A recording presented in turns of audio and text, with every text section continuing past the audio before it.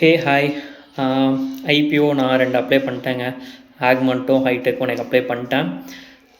So இன்றைக்கி நம்ம என்ன பார்க்க போகிறோம் அப்படின்னா, ஒரு ஸ்டாக் பற்றி பார்க்க போகிறோம். அது என்ன ஸ்டாக் அப்படின்னா, என்னோடய most favourite stock HDFC bank. ஓகேவா? ஆக்சுவலி வந்து என்னடா அவன் ஹெச்டிஎஃப்சி பேங்க்கா அப்படின்னு நிறைய பேர் யோசிப்பீங்க. ஏன்னா அவன் 27% பக்கம் நெகட்டிவில் தான் இருக்கான். 27-28% பக்கம் நெகட்டிவில் தான் இருக்கான். ஏன்னா ஒரு ஸ்டாக் வந்து கண்டினியூஸாக வந்து ஃபாலிங்லேயே இருக்குது, அந்த ஸ்டாக்கை அவன் வந்து சொல்கிறானே அப்படின்னு நீங்கள் நினைக்கலாம். அந்த ஸ்டாக் இறங்குனதுக்கு ரீசன் ஒன்லி வந்து அவங்க கம்பெனி இன்சைடில் நடந்த ஒரு சில இஷ்யூஸ் மட்டும்தான்.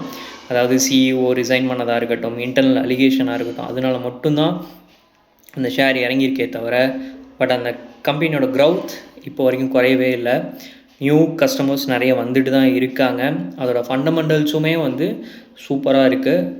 அண்ட் வந்து என்னோடய மோஸ்ட் ஃபேவரட் ஸ்டாக் நீ ஏன் சொன்னேன் அப்படின்னா, நிஃப்டி இண்டெக்ஸில் ஹையஸ்ட்டு கேபிட்டல் உள்ள ஸ்டாக், ஃபாரின் இன்வெஸ்டர்ஸை நிறைய அட்ராக்ட் பண்ணக்கூடிய ஒரு ஸ்டாக்.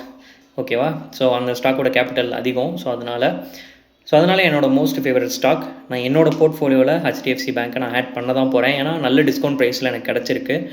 ஸோ அதனால் நான் ஆட் பண்ண போகிறேன். ஸோ நீங்கள் ஹெச்டிஎஃப்சி பேங்க்கை ஆட் பண்ண போகிறீங்களா இல்லையா அப்படின்றத கமெண்ட்டில் சொல்லுங்கள்.